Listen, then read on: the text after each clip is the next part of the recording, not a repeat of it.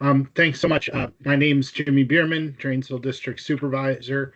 I just wanted to thank you all for joining the Rock Hill Road Plan Amendment Community Meeting.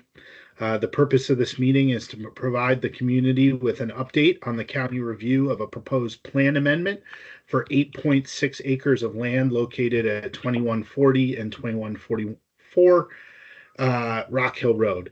This proposal was submitted to the county in 2023 as a part of its site-specific plan amendment program to consider changes to the comprehensive plan. The plan is used to guide development in the county.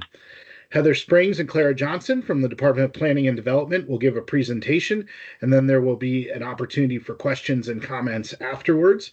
I just wanted to introduce some of the members of my team. First, I'd like to she's independent, but I'd like to recognize the newest Dranesville District Representative on the Planning Commission, Alyssa Batchelor-Causey.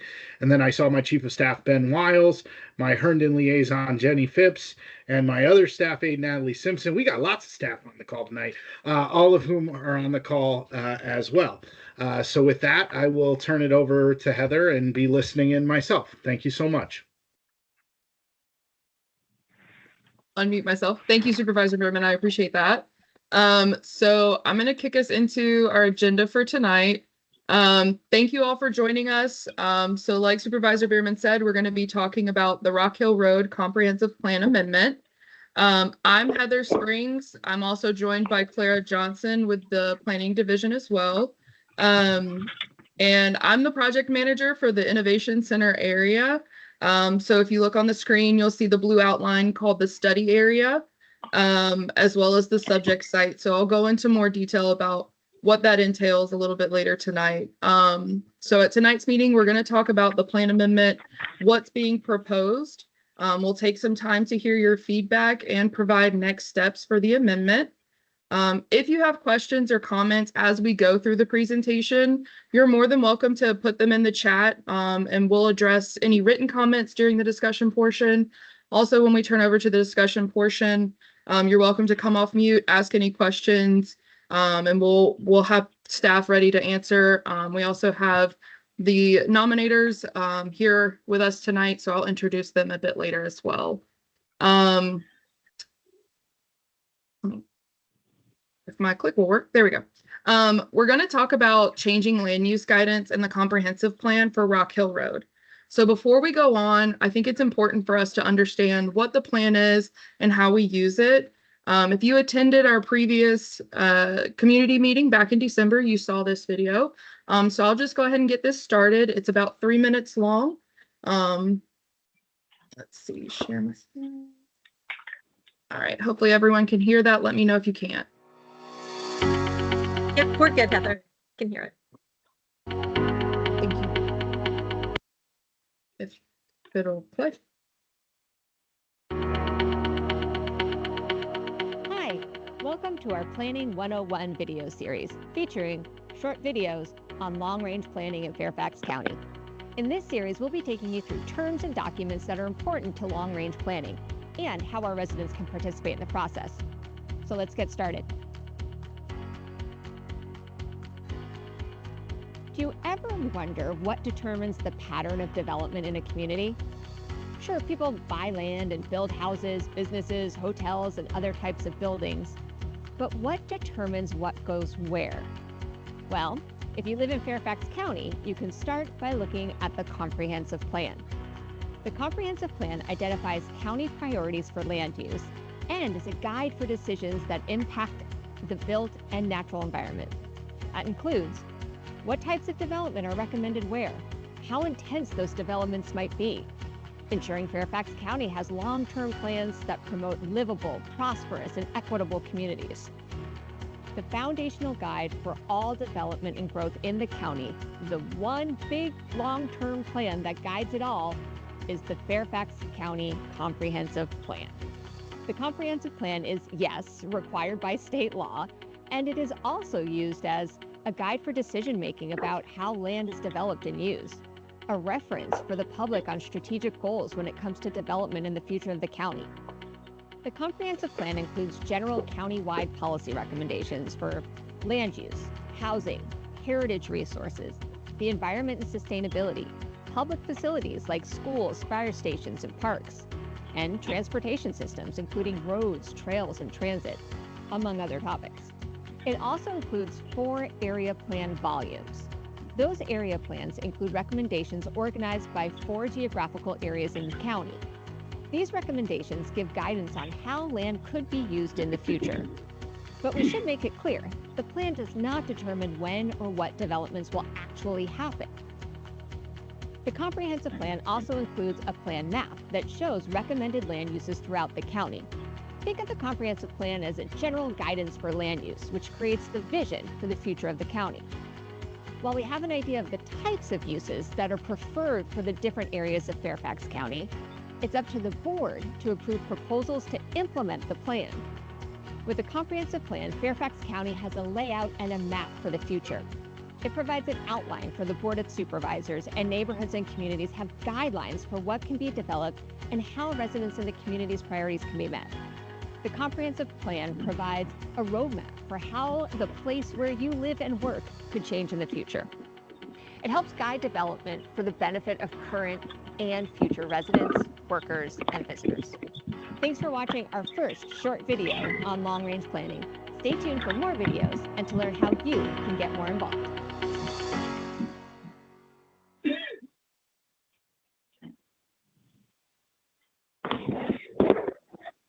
All right, so in the video, she showed this map, which we call the concept for future development.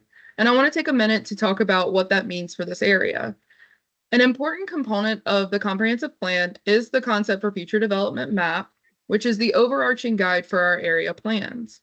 Put simply, it provides a general framework for thinking about where most of our growth is encouraged. Innovation Center, which is circled on the map, is identified as a transit station area, or TSA. TSAs are areas in the county directly influenced by the presence of a metro station and are the areas where the comprehensive plan encourages growth and a mix of uses in a pedestrian-friendly form that supports the metro rail system. Before we start with the review of the proposed plan amendment, I wanted to review a few common terms used in the comprehensive plan that will be a part of tonight's discussion. 2 of the most common terms are density and intensity. These are terms that refer to the quantity of development and will be used as we discuss the proposed plan amendment. Residential density is most often measured in dwelling units per acre. Fewer dwelling units per acre is a less dense development. For example, a single-family detached dwelling unit is often between 1 and 5 dwelling units per acre. These are considered low-density development. Townhomes are at a slightly higher density of 5 to 12 dwelling units per acre and are often considered to be somewhere near the middle of the county's density range. Multifamily housing, such as apartments and condominiums, are built at higher densities and can take on various forms, such as garden-style apartments, which could be 16 to 20 dwelling units to the acre, or mid-rise residential, which is 30 to 40 dwelling units to the acre. When we see the current plan shortly, you'll notice this site is planned for 16 to 20 dwelling units per acre. This density range would fall in the range of townhomes and low-rise apartments. Floor area ratio, or FAR, is the term most often used to describe the intensity of non-residential and mixed-use development. This combines both residential uses and non-residential uses. To calculate FAR, you divide the floor area of the building space by the land area of the development site. Similar to density, the lower the number, the less intense the development. For example, a development at a 1 FAR equates to a building size that is equal to the size of the parcel. So a 100,000 square foot building on a 100,000 square foot lot. The building could take a variety of forms as shown on the slide. A 1-story, 100,000 square foot building could cover the entire parcel, or it could be 2 stories at 50,000 square foot per floor, or it could cover a 25,000 square foot area on over 4 floors. as we talk through the current plan and the proposed plan amendment later on, these concepts may begin to make a bit more sense. You might be wondering where we are in the process at this point. County staff is now in the middle of our plan amendment process. We held an initial community meeting back in November of 2023 when this was first added to our work program. You may have also received an invitation from us back in December for a similar community meeting held regarding the Dulles Green Plan Amendment. We have been meeting with other stakeholders, gathering comments from various agencies, and tonight we're meeting with you all prior to formalizing our staff recommendation. Once the staff recommendation is drafted, this plan amendment will go through public hearings before both Planning Commission and the Board of Supervisors. You may notice when visiting the project website that this plan amendment is part of a larger study area, which includes 3 site-specific plan amendments. The study area encompasses most of Land Unit L, shown in the image above, as the area north of Innovation Metro Station. We refer to this as the Innovation Center TSA study. The Rock Hill Road Plan Amendment covers the area along Rock Hill Road to the west of the Dulles Green Apartments. The current comprehensive plan recommendations for this area are for residential and non-residential mixed use up to a 1.6 FAR for the portion of the site within a half-mile radius of the metro station. For the portions of the site beyond the half-mile radius, the plan recommends 16 to 20 dwelling units per acre at an overall intensity of a 0.5 FAR. The Rock Hill Road Plan Amendment proposes multifamily uses on the ground floor, multifamily uses with ground floor non-residential use. The non-residential uses would be on the portion of site within a half-mile radius of the metro station and on the first floor. In the areas beyond the half-mile radius, the proposal is for townhomes and an open space park. This proposal fits within the current intensity and density maximums prescribed in the plan and proposes instead a predominance of residential uses with appropriate non-residential limited to the first floor street frontages.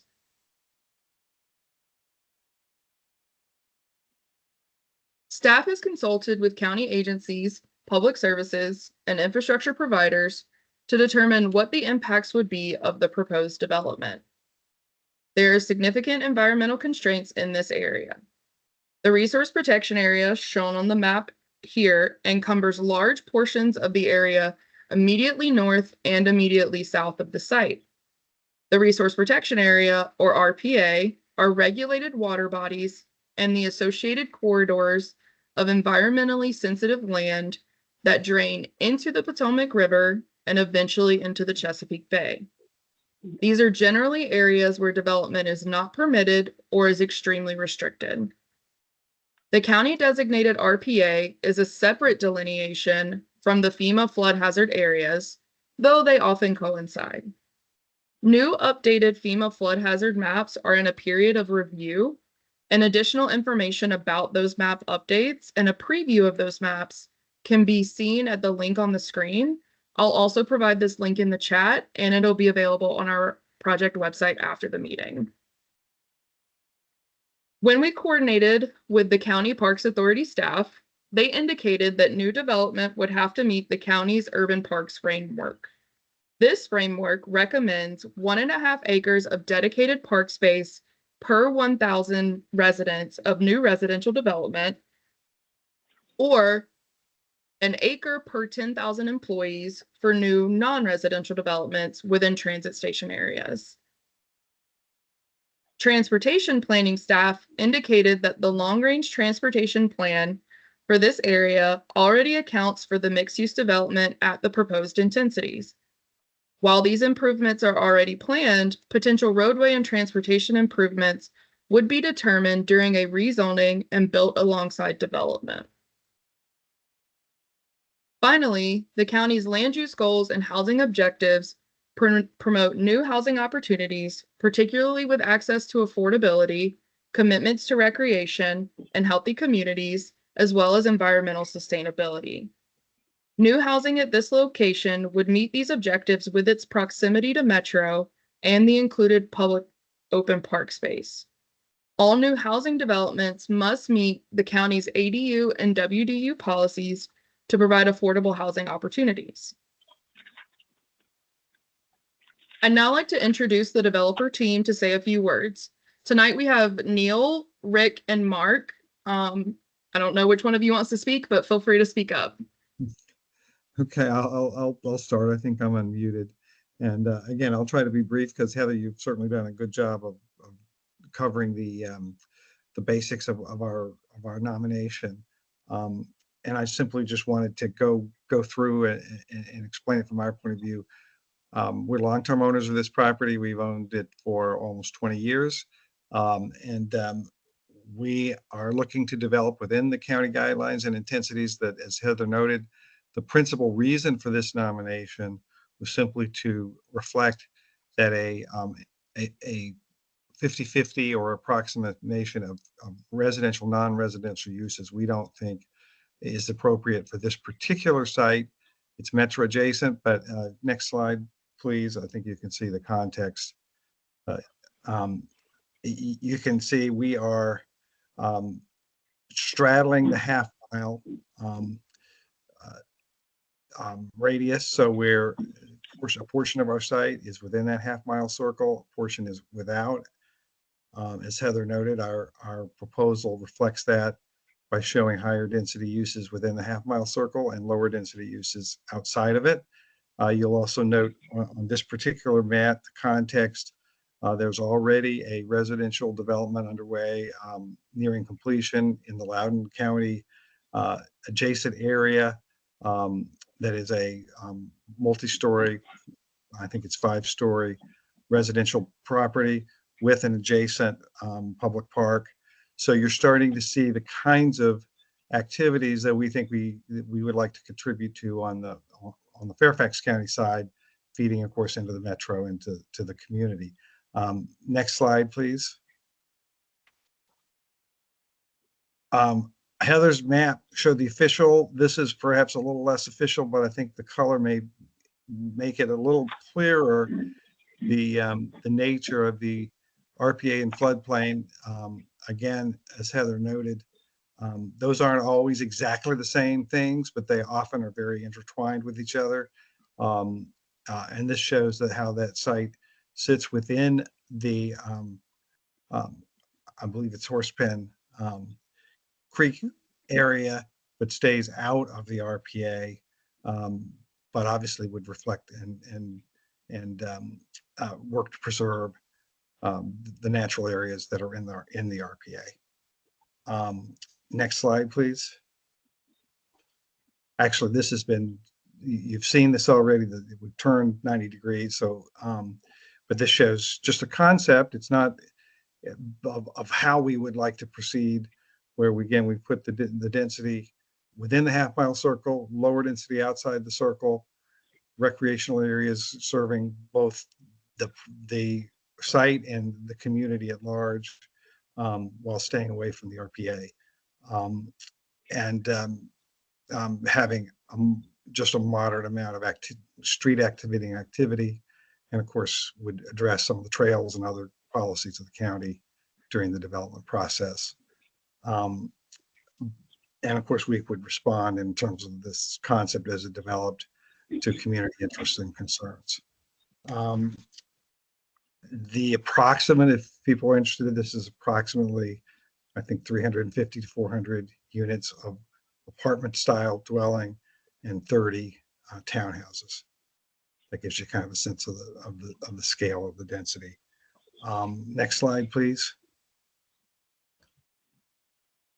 So we feel that this is, yes, compatible with both what's on the ground and what's being built in Loudoun. And it limits the encroachment of commercial activities in what's already an established residential community in Dulles Green and the Rock Hill Road townhouses a little further up Rock Hill Road. And it responds appropriately to the densities and the walking times to the metro. Next slide, please. And that's it. We would love to hear from the community as we continue to work on this. We've been in contact with a number of adjacent property owners, but we always know that there's others who may just be learning about this, and we'd love to hear from you and incorporate concerns and respond to concerns. And that concludes our presentation. Thank you, Neil. Appreciate it. So after tonight's meeting, staff will continue working through comments and writing our staff recommendation that we will eventually present to the Planning Commission and the Board of Supervisors. Your input tonight, along with the information we gathered through our impact analysis, will help guide us in drafting that recommendation. Once we've drafted this text and scheduled the public hearings, additional notices will be sent out to the community for your participation. This concludes our presentation tonight. This slide includes links to websites that may help you stay informed. I'll also add these links into the chat. This presentation will be posted on our website as well. I'll now open the floor for discussion. We have Department of Planning and Development staff, myself and Claire Johnson, available to answer questions. It also looks like we had someone or at least a couple people from transportation join tonight. And then we have the development team available to answer questions as well. Please feel free to come off mute, join in. You can send messages in the chat if that's easier. But I'll go ahead and start us off with a little prompt to get you thinking. Are there any specific questions about anything you've heard tonight or seen tonight? Are there any concerns that you may have right out the gate that we want to talk about early on? So feel free to start talking when you're ready.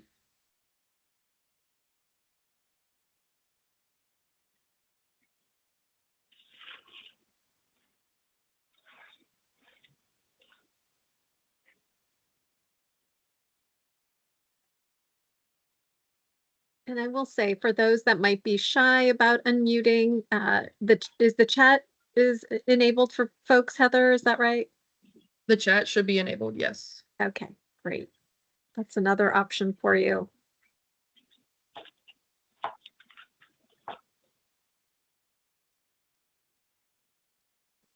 Heather, I'll share a comment that we had received in the office regarding the transportation network and specifically any improvements that are planned for Rock Hill Road. Do you mind maybe going through a little bit of that for the benefit of the group?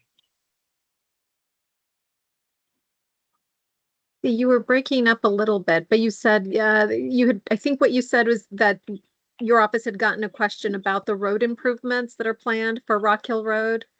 Yeah. And I think some of the questions I saw also had to do with, when would that happen? What is the nature of the road improvements?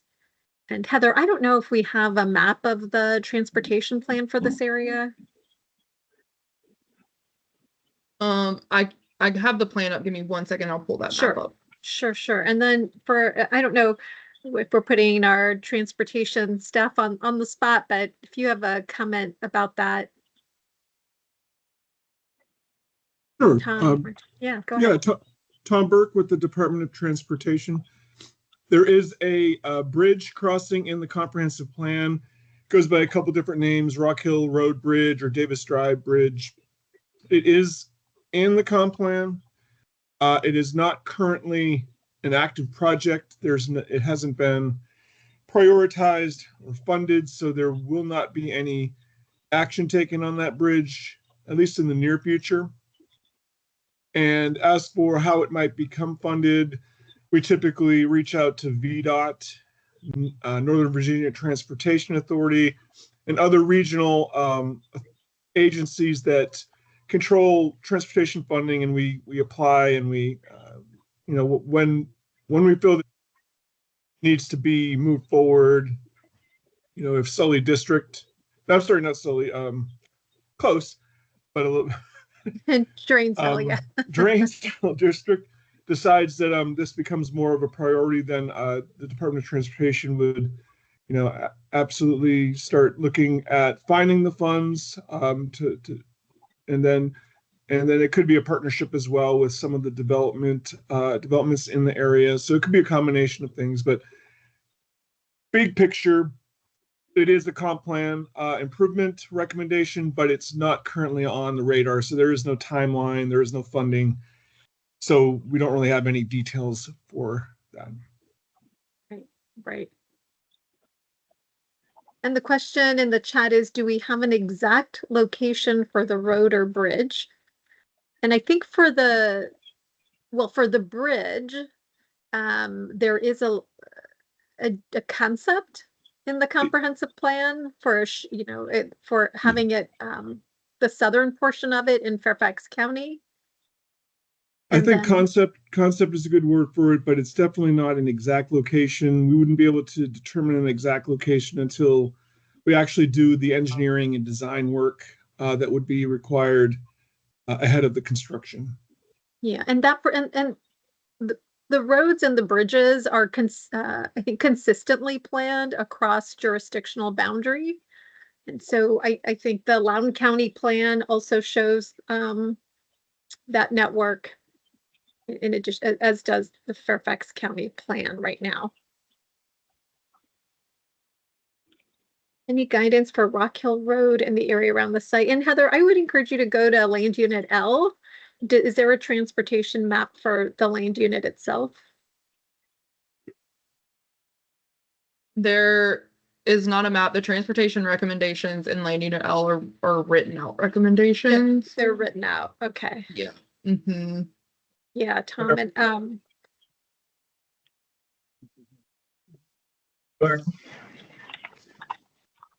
Yeah, go ahead, Mr. Lynch.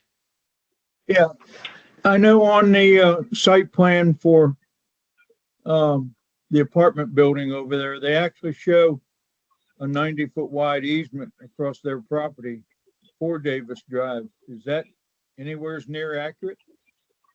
Because it's pretty much right on the county line at that point, but just inside Loudoun, maybe about 100 foot or so inside of Loudoun, they have the 90-foot easement marked on their site plan. yeah, Heather, that's on their concept plan. I think that's you're talking about the concept plan that was shared this evening. And it shows, I think it showed it reflected the easement. Are you specifically talking about the apartments that were just constructed on the Loudoun side? Or are you talking about for this concept? Gray Star, the ones on the Loudoun For Gray side. Star, the Loudoun side? Okay. If I might It shows, interject. shows on Sonny, the, I guess it's southwest end of it. Actually about where they have the park that they're putting in there, about a 90-foot easement that crosses through there. And I just wondered how accurate that is. Mr. Stout, did you want to speak to that? I was only going to say that on the plan that we showed, where we showed the apartment, there is a statement that says it's a 126-foot easement.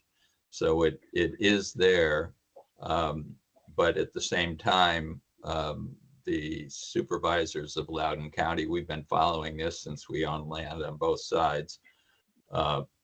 The between the apartment and the park is where the easement or the allowance for the road is made. But in the interim, they've put in they're going to install basketball courts and various other recreational facilities. But there is a reservation for converting that to Davis Drive at the appropriate time. So there is a dedication of 126 feet wide. Thank you, Mr. Stout. I appreciate that. Yeah. And I do see the question about pedestrian and bicycle improvements and facilities. But before we get to that question, I did want to add that the purpose of planning for a north-south road like Davis Drive is to provide an alternative to Rock Hill Road, so that Rock Hill Road wouldn't be the only north-south road serving this area. I know there's been interest about how Rock Hill Road is planned, and Heather, maybe you can identify. I think it's planned to be improved You can look at how many lanes that is. But in the meantime, maybe transportation staff could comment on how we're now evaluating pedestrian and bicycle facilities countywide and what that might look like here. Where, yeah. So yeah, so we our starting point would be our countywide trails plan and our bicycle master plan, where there are bicycle and pedestrian facilities that are planned, and those two documents are considered to be part and parcel with the comp plan. In the bicycle master plan, I'm seeing on-road bicycle lanes on Sunrise Valley, and it looks like they would cross over the bridge as well. On-road bicycle lanes were the big thing in 2014 when the bicycle master plan was adopted. We're taking a lot closer look at those types of facilities now, and we're kind of shying away from on-road bicycle facilities, especially on roads that have that have higher speeds, a lot of lanes and volume, because we're trying to maximize or minimize stress on the cyclist. Similarly, there's trail facilities in the area in the countywide trails plan. I'm trying to pull it up right now, but my browser's giving me issues. But as part of these plan amendments, we will certainly be re-looking and re-evaluating the bicycle and pedestrian needs. So I think as this plan amendment and the Dulles Green plan amendment and others in the area move forward, I think you'll have an opportunity to provide input on what types of facilities the community would like to see, and we'll certainly, especially the on-road bike lanes, those are something that we're leaving in on smaller roads with 25 miles an hour or less posted speed, low volumes, because those are the types of roads that people of all ages would probably be okay cycling on. But I'm not sure Sunrise Valley is a roadway that, we try to plan for cyclists of all ages. And other than the hardcore cyclists, I'm not sure how many would feel comfortable cycling on Sunrise Valley. So I think we would definitely want to look at the recommendations for bicycle facilities in the area. And I'll add that because this is in a transit station area, adding those facilities and having them be safe facilities is a priority. We want people to have alternative ways to get to this metro station. Mike, I see the person asking the question is listed as Mike. Did that answer your question, or did you want to ask more about that? Let us know. And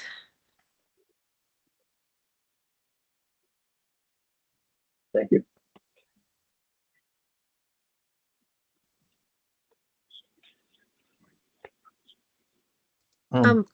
I can expand on that in one way. If you go to the slide 15, I think it is, looking at your,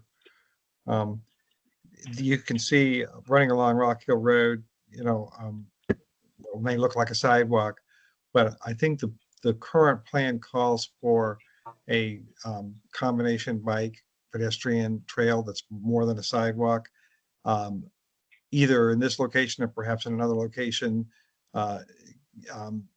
So we have accounted for that already, or at least are aware that it's a requirement, and obviously it would need to continue on down to the point where it reaches the metro.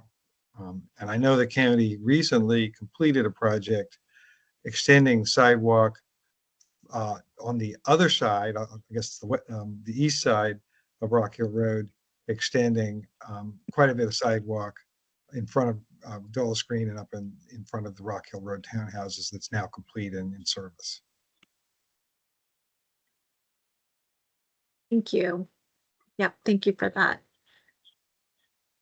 For bringing this example and to answer that question. For those of you that are familiar with this area, any comments on what it's like to bicycle there now, what it's like to walk there now? Your thoughts about what kind of park might be needed, or what park facilities are like in this area, if they exist at all? We'd be curious to know that. Hi, my name is Cindy. Yes, please, go ahead. Hi, I live in a Rock Hill community, and I really appreciate that they built that extra wide sidewalk that goes all the way to the metro on that one side of the road next to the apartments. That extra little bit of extra sidewalk that was put in there, I don't know which county who did it, but it's been very nice to make it really good to walk down to the metro. I had a question about parking. I know that parking is a big problem in both communities currently there. And with the new apartments coming in and then with this new plan, I'm just wondering how that's all going to work with all the parking issues that we have now with the new construction.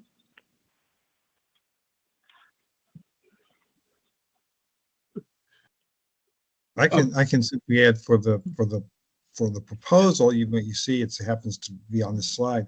You see a parking garage as part of the multifamily, and the townhouses would have parking.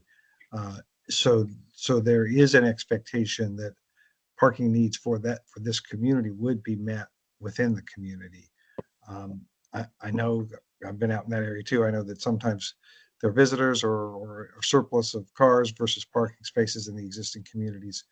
And I don't know whether the county has some ideas about how that could be resolved, but I don't think this would contribute to further parking issues. Right. And I would note that the parking is usually determined when we go through rezoning phase.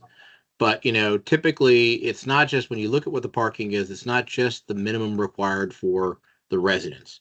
The overall calculation will also talk about having adequate parking for visitors and stuff, and looking at real world circumstances where people do have, a lot of friends over or something like that. So you have extra additional parking here.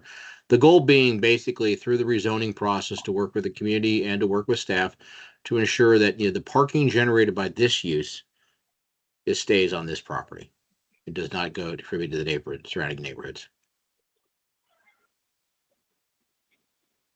Great, Thank you. Thank you. Thank you both. And before I want to throw this to Tom, but I want to give some background. I did get an email question ahead of the meeting that mentioned something similar, that there was an issue with people parking on street and trucks parking down the sides of the streets. And this may be a question for Tom for transportation. But are there county ways to address the street parking currently, or ways to prevent that going forward in future developments, specifically around that metro station?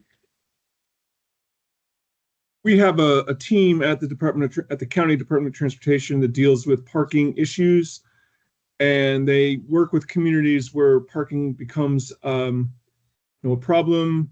So I'm pretty sure it's not my team, so I probably shouldn't say anything too definitively, but I'm pretty sure there are ways, if like commercial vehicles or those types of vehicles are parking and it's becoming an issue for the community. I'm pretty sure there's signage that can be put up, and those folks in our office work with the community to develop these programs. I think there are criteria. I don't think it's simple snap of the fingers, but I do think there are means to take care of that. And if anyone has any really specific questions on that and wants to reach out to me, you can maybe reach out to Heather, and she can reach out to us, and we can get some answers that are more definitive. Thank you, Tom. And since we did get that as an email, we can follow up with by email and offer those resources. Can I comment on that for a second, please? Tom? Sure. Yeah, if I may, I'd like to comment on that because I live down there, and we have a major problem on the old part of Rock Hill Road with overflow from the Dulles Greens parking down through there. Never mind the fact that it's posted with no parking signs. And when we've confronted a couple people at times about it, they tell us, just shrug their shoulders. Nobody enforces it anyway. And as a result, we got a lot of parking down there. It's parking. Sometimes they're parked off the road. Sometimes they're parked halfway on the road. And it's also, whenever you park cars like that, it generates a lot of extra trash, soda cans, beer bottles, bags, all types of things. And I have been in touch with Fairfax County police about it and actually met with one of the parking enforcement people out there. And I don't remember his name right now, but he did come out there and met with me. And right up on the corner where the turning lane is, that turns onto the old part of Rock Hill Road, it got really, really bad there. And consistently, this big moving truck, which I don't think should have even been parked in the community because it has the placards on it that it carries explosives or flammables. And it's constantly there blocking, as you come out of the old part of Rock Hill Road, it blocks your vision to the left-hand side. So, the perception is, at least from the people that are there now, that, those parking signs don't mean anything because nobody's doing anything about it. All right. Thank you for telling us what that experience has been like. And I think we can include that in our question as we look into what community members are supposed to do when they see that. What is it that county staff can do? And we can pass that along as well. Okay. Let's see. I did want to, there is a reason that this had to come in for an amendment to the comprehensive plan. Heather had mentioned that, or it's been mentioned that really this area is planned for a mix of residential, non-residential uses. And the purpose of this plan amendment is to open the door for considering a predominantly residential development. That means that we need to change the plan. It's also the case that the current comprehensive plan requires a larger area to be consolidated to achieve this redevelopment.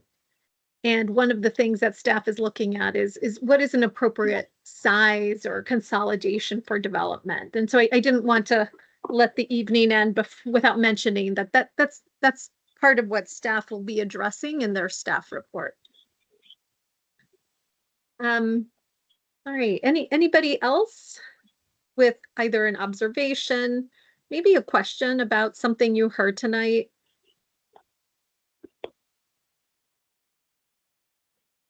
And of course, we'll keep taking comments about any concerns you might have. Sorry, this is Cindy again. One more question. What's Sure. the timeline? Was that brought up? Did I miss it? Or we did show a process, but you're right, it didn't include dates. So you're not you're right to notice that it did not include dates. But if I were to excuse me, estimate after this community meeting, it will take another month or two to publish a staff recommendation. And at that point, let's see, we're this spring. It's possible that as soon as this spring, late spring, early summer, we could schedule these public hearings. Oh, and so if you're interested in keeping tabs on this plan amendment, I encourage you to check on the website. You're always welcome to, I can say this, you're welcome to contact Heather, to email Heather with any questions or updates. And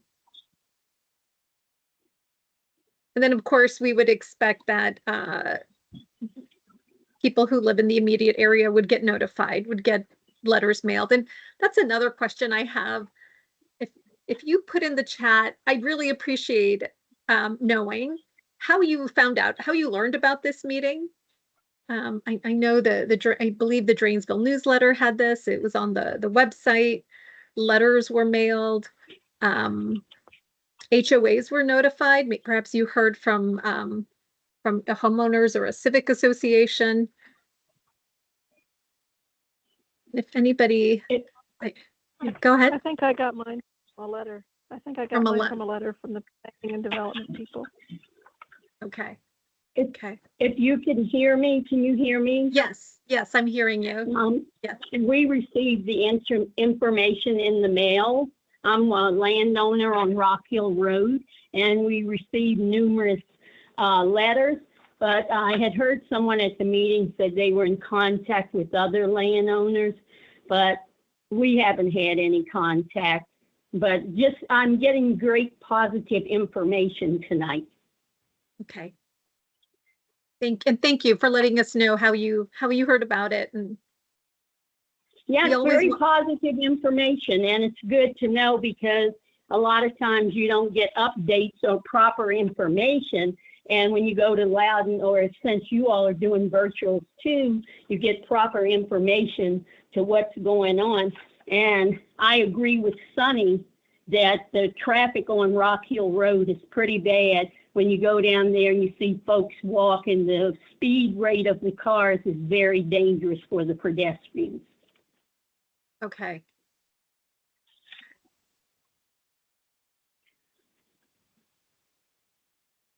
And the current, yeah, and currently the plan is to improve Rock Hill Road. Did we identify if that was to remain a 2-lane facility? Or I think the way the plan is written is that I think a total of 4 lanes, is that right? North, south, 4 lanes were needed, and that could go ahead. I'm sorry.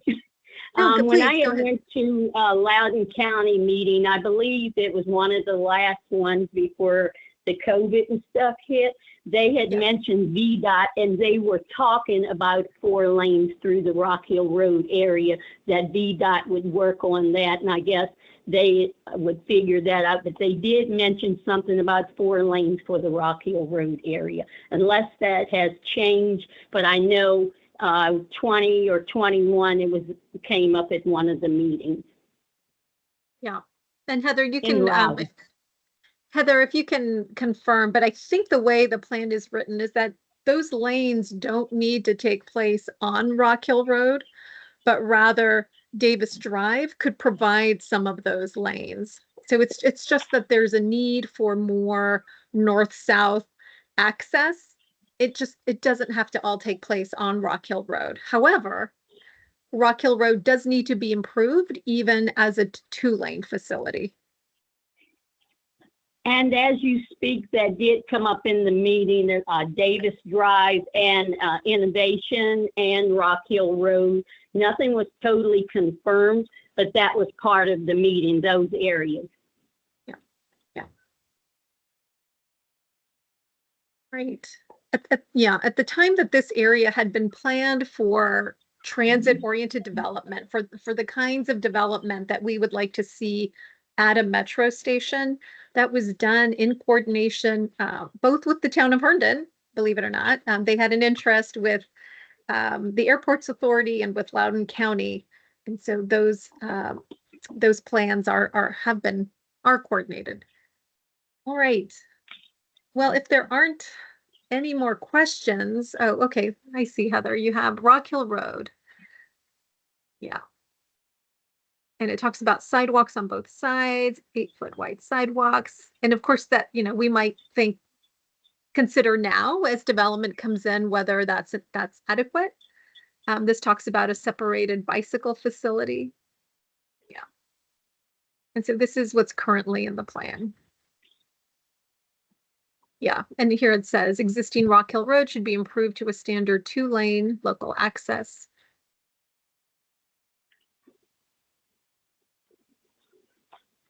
Yeah, and the rest of that paragraph talks about the future Davis Drive.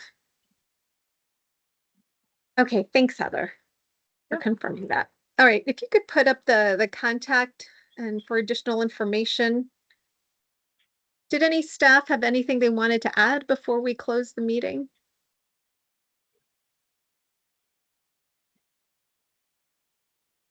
No, I appreciate hearing. I think what we've heard consistently as we've met with the community in this area is that there's been an interest in pedestrian and bicycle safety, having safe access to metro.